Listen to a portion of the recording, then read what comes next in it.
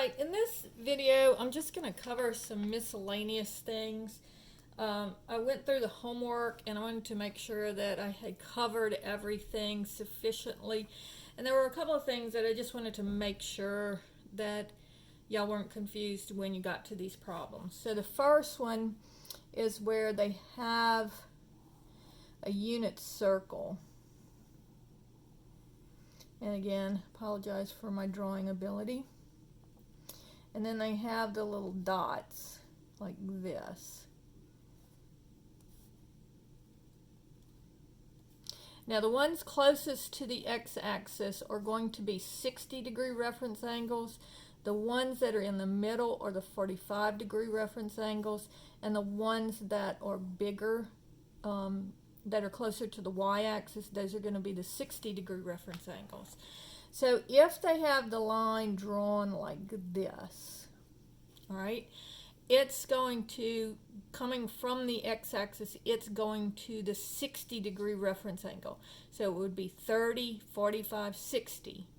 This would be 30, 45, and 60. This would be 30, 45, and 60.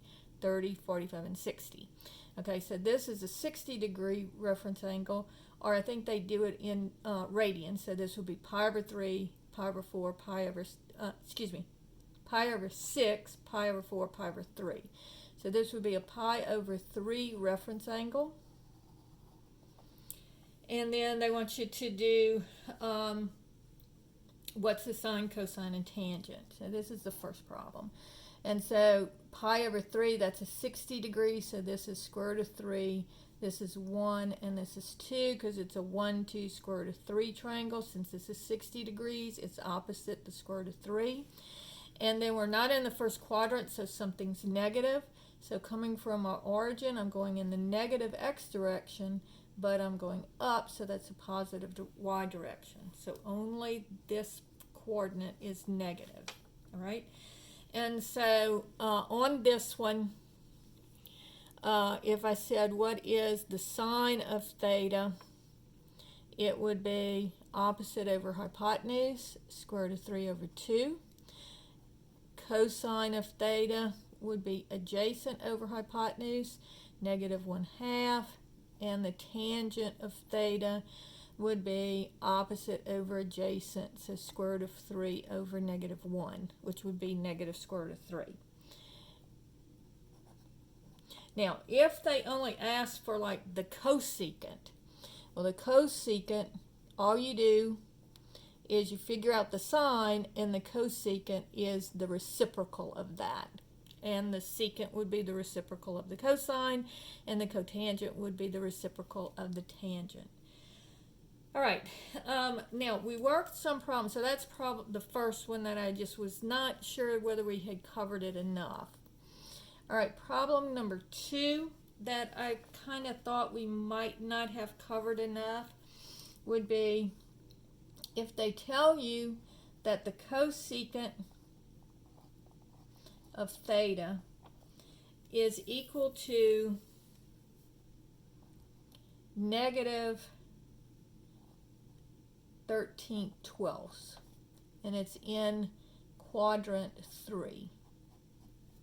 Now, what they're really telling you is that, remember, this cosecant is a reciprocal of the sine. So what they're telling you is the sine of theta is equal to negative 12 over 13, and you're in quadrant 3. All right, so now looking in quadrant 3, all right, this tells me that my opposite is going to be negative 12, and my hypotenuse is 13, because the sine is opposite over hypotenuse. And remember, the hypotenuse is always positive, so always put the negative with the opposite or the adjacent, okay? And so now I'm going to use the Pythagorean theorem. So a squared plus b squared equals c squared. And so I'll have negative 12 squared plus b squared is equal to 13 squared. And so this gives me negative times negative is positive 144 plus b squared is equal to 169. Subtract the 144, and I get b squared is equal to 25. And so therefore b is going to be, taking the square root of both sides, equal plus or minus 5. Now if I look at this side of the triangle, notice that it is going in the negative x direction, so this is going to be negative 5. All right? And so now they might say, you know, what is the secant or what is the cotangent? So let's do, if I know that the cosecant is this, then what would be the secant of theta? So the reciprocal of the secant is the cosine of theta, and the cosine would be negative 5/13. And so the secant of theta would be 13 over negative 5. Okay, so that's how you do that problem. All right, the third problem that I wanted to go over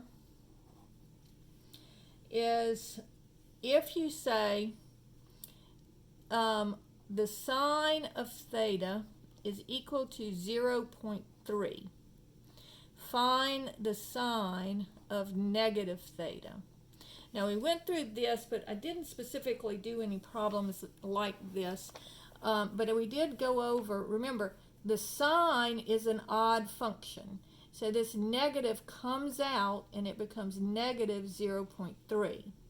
Whereas if I have the cosine of theta is equal to, let's say it's 0.21, what would the cosine of negative theta be? Well, it's going to be the same thing, 0.21. It's an even function, so you just drop the negative. And then the tangent of theta equals 1.2. What would be the tangent of negative theta? And again, it's an odd function, so the negative comes out, so it becomes negative 1.2. So on these, if it's a cosine or a secant, you just drop the negative. If it's sine or any of the other, sine or cosecant, tangent or cotangent, you pull the negative out in front and it becomes negative. All right? And then the last problem is just using the calculator. Now, I know I've used the calculator, but I didn't specifically do any problems that said, how do you use the calculator? So if it says, what is the cosine of, let's say, 120 degrees, or let's make it 100 and something that's not one of our reference angles. Let's make it 125 degrees. All right, so all you're going to do is you're going to take your calculator, and on your calculator you should have something that has the little DRG on it, and that tells you whether your calculator is in degrees, radians, or this is how you change your calculator from degrees, radians, or gradians. So we don't really use gradians, but degrees and radians. And so if you want to change it, you hit the shift button, because you see how it's in yellow? And most of these are a shift button calculation. If it's just on the key, you just hit the key and it'll change it for you. So you'd hit the shift button and then you do degrees, radians, gradians. Now my calculator is in degrees right now, and that's what I want. And so I'm just going to hit cosine of 125. And then close parentheses equals. So I get negative 0. And I usually go ahead and give it 3 decimal places. So since this number is a 5, that will round that 3 up to a 4. So it would be 574. So you remember, if you're looking at the third decimal place, you look at the number right behind it. If it's 5 or bigger, it becomes a bigger number. And if it's 4 or smaller, then it stays the number that it is right now. So since this is a 5, it would change that to a 4. If I were looking at the 6, if I wanted 1, 2, 3, 4, 5, 6 places behind the decimal, so I'd look at the 6, and right behind it is a 4, so that would mean the 6 would stay a 6. Okay, so that's how you do those, and you can usually just round to 3 decimal places, and it will work with the homework program. So I think that's everything that I wanted to make sure that I had covered again, just to make sure you knew how to do it when you were going through your homework. And so we'll answer any questions that you have in class.